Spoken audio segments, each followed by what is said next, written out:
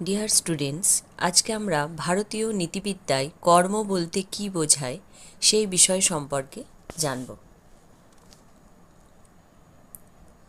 ভারতীয় নীতিবিদ্যায় কর্মবাদকে নৈতিক মতবাদ রূপেও চিহ্নিত করা হয়েছে। কর্মবাদের মধ্যে যে নৈতিক বিশ্বাস নিহিত তা হলো যে কোনো নৈতিক কাজের জন্য পূর্ণ সঞ্চিত হয়, আর আমরা যখন কোনো অনৈতিক কাজ করি তখন তার জন্য হচ্ছে পাপ সঞ্চিত হয়।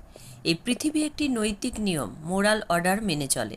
এই নিয়ম শুধু ব্যক্তি মানুষের জীবন ও ভাগ্যই নিয়ন্ত্রিত করে না, জড়জগতের শৃঙ্খলা এবং বিন্যাসকেও নিয়ন্ত্রিত করে। কর্মের এই নিয়ম অমোঘ ও অব্যাহত। ভারতীয় নীতিবিদ্যা কর্মকে নানা দিক থেকে ভাগ করেছে। কর্ম শব্দের দ্বারা কর্মজনিত শক্তি এবং কর্মফল উৎপাদনের সুপ্ত শক্তিকেও বোঝায়। এই দিক থেকে কর্ম হচ্ছে দুই প্রকার, একটা হচ্ছে অনারব্ধ কর্ম আর একটা হচ্ছে আরব্ধ কর্ম। অনারব্ধ কর্ম কি না, যে কর্ম সম্পাদিত হয়েছে কিন্তু যার ফলভোগ শুরু হয়নি, তাহলে কাজটা শুধু করা হয়েছে কিন্তু তার ফলভোগ এখনও শুরু হয়নি, সেটা হচ্ছে অনারব্ধ কর্ম। এই অনারব্ধ কর্ম আবার দুই প্রকার, একটা হচ্ছে প্রাক্তন বা সঞ্চিত, আর একটা হচ্ছে সঞ্চিত মান। প্রাক্তন বা সঞ্চিত মানে হচ্ছে অতীত জীবনের কৃতকর্ম, আমরা অতীতে যদি কোনো কিছু করে থাকি সেটা। আর সঞ্চিত মান কর্ম হচ্ছে বর্তমান জীবনে যে কর্ম করি সেটা। আরব্ধ বা প্রারব্ধ কর্ম, যে কর্ম সম্পাদিত হয়েছে এবং যার ফলভোগ শুরু হয়েছে। তাহলে অনারব্ধ কর্মে কিন্তু কর্ম করা হয়েছে কিন্তু ফলভোগ শুরু হয়নি, কিন্তু আরব্ধ কর্মে কিন্তু কর্ম সম্পাদিত হয়েছে এবং ফলভোগ শুরু হয়েছে। কর্মকে আবার অন্যভাবেও ভাগ করা হয়, কি না, সকাম কর্ম এবং নিষ্কাম কর্ম।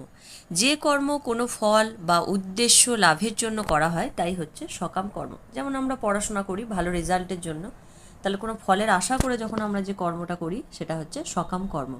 আর ফলের আশা না করে যে কর্মটা করি সেটা হচ্ছে নিষ্কাম কর্ম। যেমন ধরো ঈশ্বরের উপাসনা করা, যদি আমরা মন থেকে ভক্তি সহকারে করে থাকি, কোনো ফলের আশা না করে, তাহলে সেটা হবে নিষ্কাম কর্ম।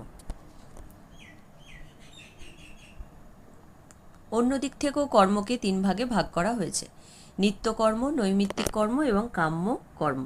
নিত্যকর্ম কি, যে কর্ম অবশ্যই কর্তব্য তা হচ্ছে নিত্যকর্ম, যেমন উপাসনা করা, সন্ধ্যান্নিক ইত্যাদি।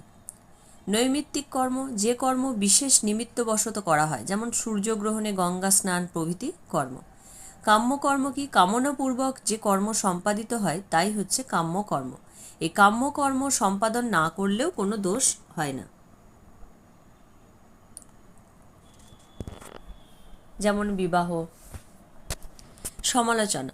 ভারতীয় নীতিবিদদের কর্ম সম্পর্কে এই ধারণাকে পাশ্চাত্যের নীতিবিদরা সমালোচনা করে বলেছেন, কর্ম সম্পর্কে এই জাতীয় ধারণা মানুষকে দৈব নির্ভর করে তোলে এবং তার স্বাধীন কর্ম উদ্যোগ নষ্ট করে দেয়। সেই জন্যই ভারতীয়রা কর্মবিমুখ, অদৃষ্টবাদী এবং নীতিবিমুখ অজ্ঞ। ভারতীয় নীতিশাস্ত্রের কর্মতত্ত্ব ব্যক্তি স্বাধীনতা খর্ব করে। আমার সব কাজই যদি পূর্ব নির্দিষ্ট হয়, তবে কর্ম করার ব্যাপারে যেমন আমাদের কোনো স্বাধীনতা থাকে না, তেমনি কর্মের নৈতিক দায়িত্ব আমাদের থাকে না।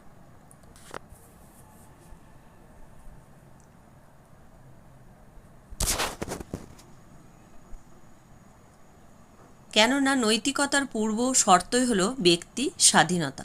কর্মের ব্যাপারে যেখানে ব্যক্তির কোনো স্বাধীনতা নেই, সেখানে কর্মের নৈতিকতার প্রশ্ন তোলা বাতুলতা মাত্র।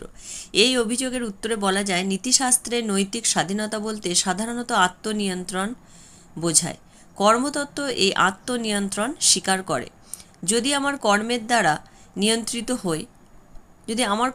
আমি যদি নিয়ন্ত্রিত হই, তবে আমি তো আমার নিয়ন্ত্রক। তাই কর্মতত্ত্ব ব্যক্তি স্বাধীনতা অস্বীকার করে না, বরং দৃঢ় করে। কারণ আমি যে কাজটা করছি সেটা আমি নিজেই সেটাকে নিয়ন্ত্রণ করছি। তাহলে সমালোচকদের উত্তর এটা বলা যায় যে কর্মতত্ত্ব কিন্তু ব্যক্তি স্বাধীনতা অস্বীকার করে না, বরং দৃঢ় করে। তো আজ এখানেই শেষ করছি, নেক্সট ভিডিওতে আবার দেখা হবে।